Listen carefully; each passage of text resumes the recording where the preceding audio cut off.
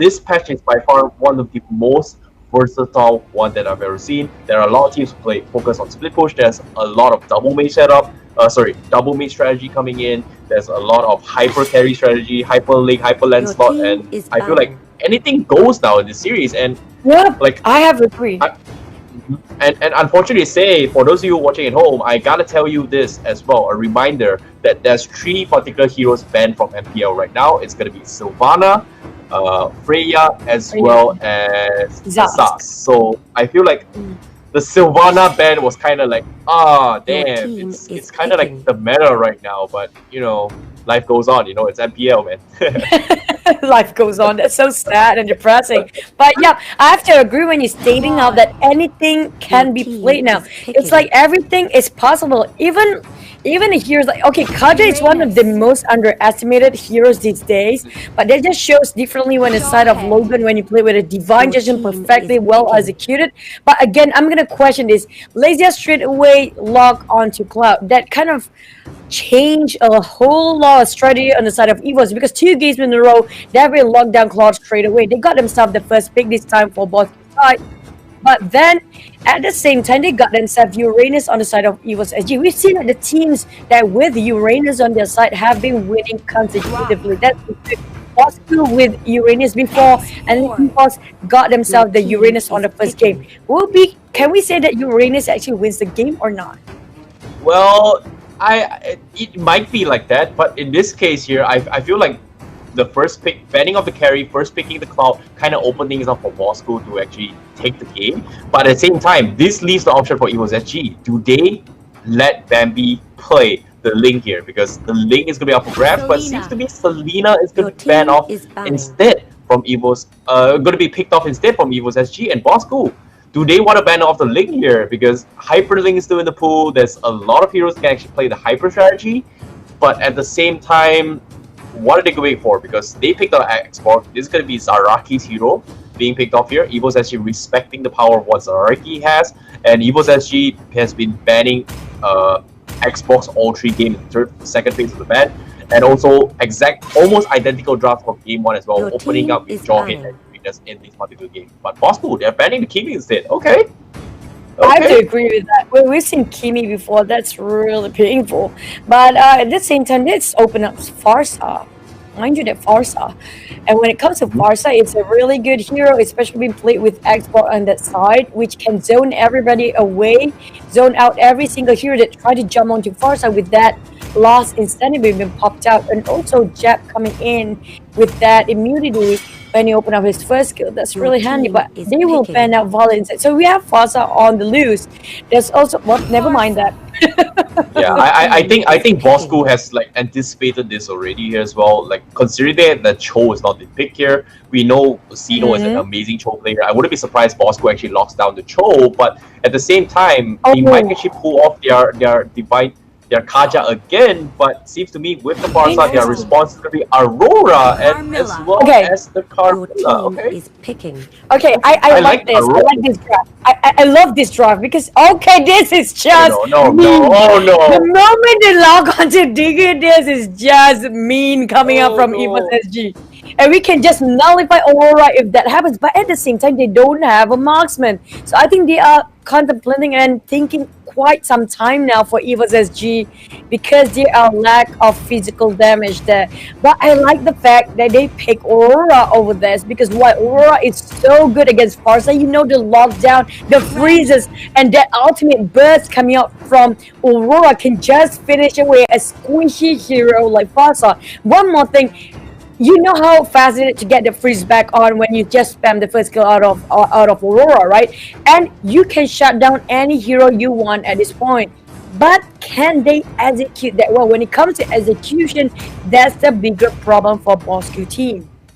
Yeah, this might be a completely different game again here based on this drafts here, and I'm definitely looking forward to see how things go here. And this drafts makes it a little bit interesting for both sides here. But for those of you watching at home, stay tuned because we're going into his game number 3 right now. EVOS SG versus Team BOSSKUR. Who's gonna take the final game between this series? It's gonna be an intense one because I feel like both teams are duking it out in this game. And so far, I don't think either of these games are one-sided at all. It feels like it was a 50-50 of mind games coming from both these teams, Choo. And Choo, I know you love the Aurora. I'm actually on that side as well. I feel like Aurora is the game that you gotta be watching out for. It's super hard to play, but it pulls out some insane amount of points.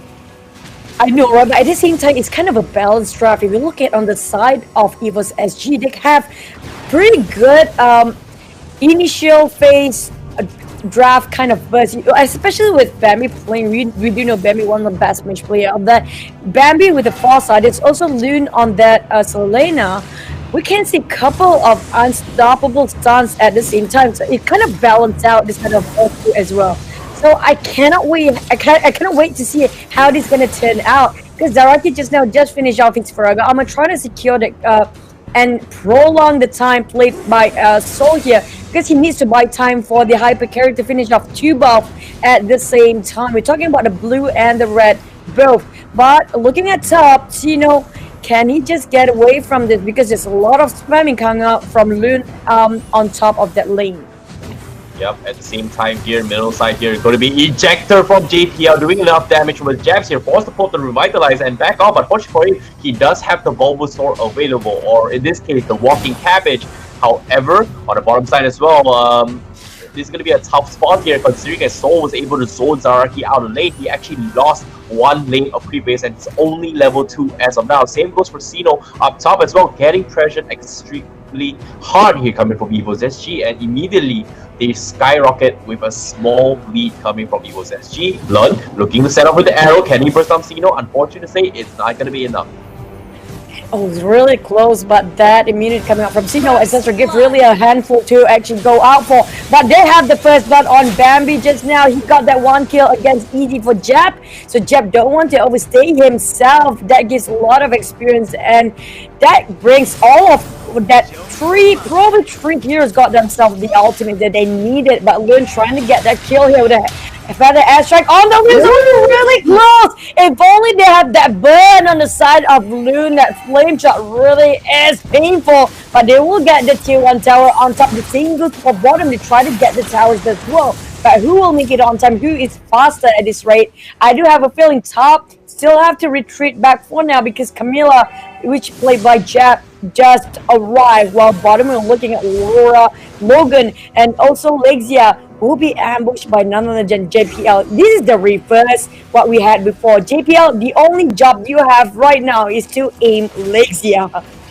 Yep, I definitely agree here. Like, imagine if Lun actually had that mage emblem instead. That would be a dead Sino, but unfortunately to say, he does need the hybrid regen coming from the support emblem just to actually be able to roam efficiently compared to the magic emblem in this regards. However, BOSSKUR, they seem to be almost stealing on the. Actually, he stole the Walking Cabbage here coming from Lun. I told you, fourth function. The fourth function is to kill, steal away any creep you want, or even buff. But here you go. We're gonna see EVOS SG not wasting any more time. The first turtle is really crucially important for one of these teams. We do know the first turtle will actually get themselves a lot of experience and go at the same time. But Sino will charge away, try to get that one now. Look at that! So many kills, including that flame shot to get that kill. At the same time, BOSSKUR getting that straight off at the bottom lane here. Managed to shut down JPL. They try to go for Soul. So trying to just buy the time. At the same time, Jeb just secure that kill with the coming out really tanky one.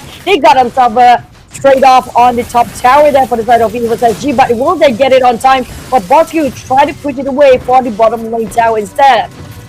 Great trade-off there coming from BOSSKUR as well, understanding that they were diving onto a Sino up top. They immediately go for the bottom as well. However, on the middle side here, Bambi is going to be pressuring the middle tower here. Zaraki forced to poke the last Insanity here, just clear the creep wave, and that's going to buy a little bit of time for BOSSKUR. However, he loses his Firaga armor. EVOS SG seems to be, they're going to be lying in the bush here, waiting for a potential setup coming from BOSSKUR. And BOSSKUR, they want to make sure that Later has all the buffs that he needs before the next team fight to come here. And oh dear Bambi, they're looking for a setup. It seems to me they're ready for this. And BOSSKUR, I don't think they sense this, but at the same time, they have to be careful here, because EVOS SG has so much map awareness just because of how the abyssal traps are placed here from Lund. And look at the mini-map here, it pretty much scouts out every rotations coming from BOSSKUR.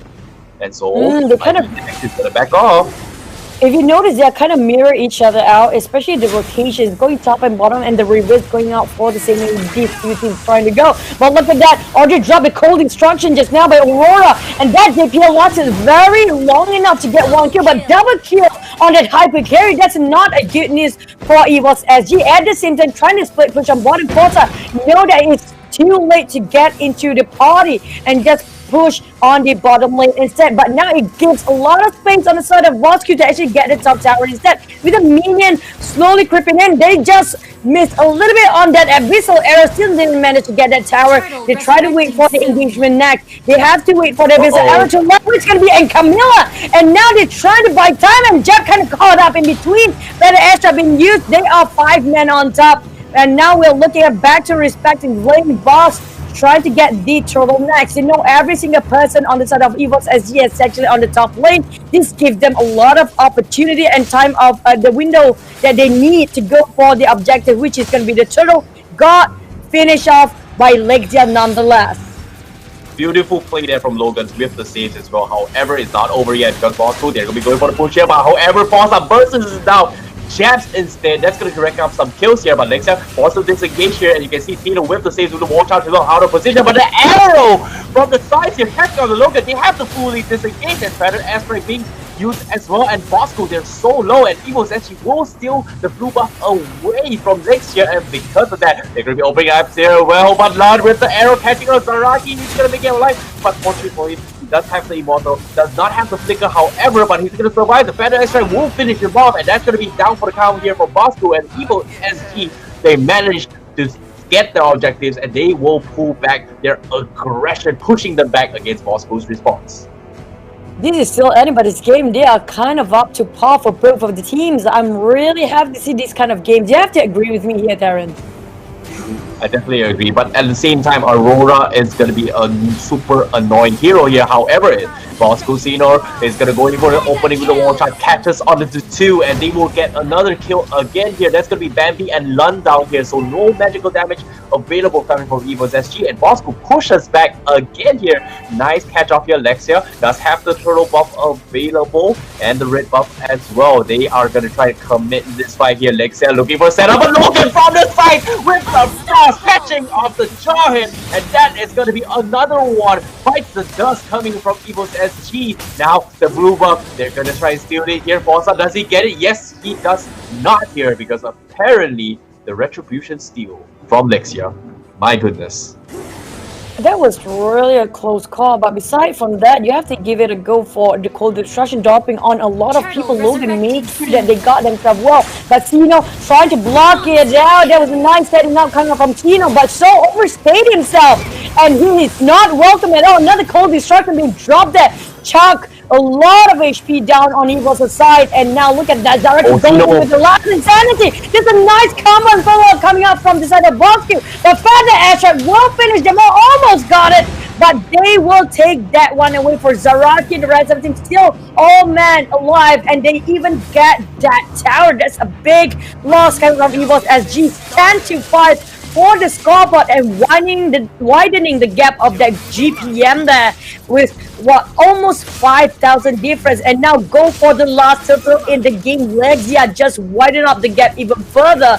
We're looking at a lot of farm done by this carry with a Claude on his side. Just 1,000 difference, still catching up is Forza on that Granger.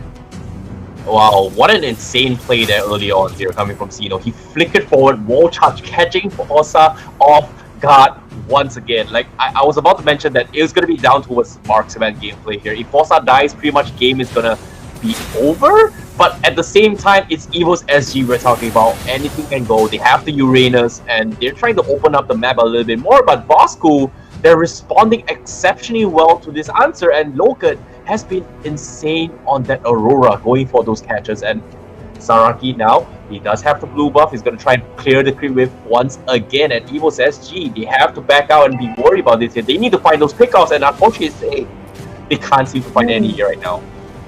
Yep, at the same time, like you said before, EVOS SG is one of the team that know to take the advantage the moment they made a mistake or slick their foot on the wrong place. Yeah, so BOSSKUR have to be extra careful and extra cautious. But at the same time, you cannot be too complacent. You cannot be too passive because then it will be counterproductive on the side of BOSSKUR. They need to finish this fast because the more they are dragging this, the more problem we're going to have, especially when the Crit's pushing it back. But now, BOSSKUR, are they actually waiting for the lot to spawn to push all together, or they are actually trying to just finish it off right off the bat here? Yeah, they might actually go for it here, but at the same time, Lexia is going to try and snowball his way to build up his economy a little bit more here, because Lexia is trying to build a 4 stacks here. He has the potential to try and finish out the rest members for EVOS SG, but I agree, 10 seconds on the lot here. Lexia is still on the bottom side here, trying to rake up his stacks. EVOS SG, they have to wait and wait out this stacks here coming in from Lexia before they get finished off. But unfortunately, say BOSSKUR, they're putting him in a tough spot here from EVOS SG, because right now Zeno is just opening up the map. He's just making sure that EVOS has no way to actually snipe the lot away. But it seems to me the lanes are going to be pushed up towards EVOS SG. They set up Soul down bottom side to actually defend this creep wave, but Lexia is going to start off with the lot right now. Depth and Lexia. Logan is already set up shop in front of the bushes to try and catch one of the players here. However, Zeno getting focused down here. Further airstrike, further airstrike, further airstrike on Falca. Oh my goodness, I thought they might have that kill steal away. That was really close. That Falca was way out beyond of where he's supposed to be. At the same time, Lexia getting a double kill and that Aurora finish off. And this is just going downhill, going down so fast for EVOS SG. This is not what they expected coming up from BOSSKUR. They are actually winning this with a glorified gameplay. I have to give it a go because look at that last insanity even been popped here, and that close destruction on GPL almost destruct him straight away, and they don't even need a Lord to finish off because it's gonna be BOSSKUR winning this one now against EVOS SG, the champion.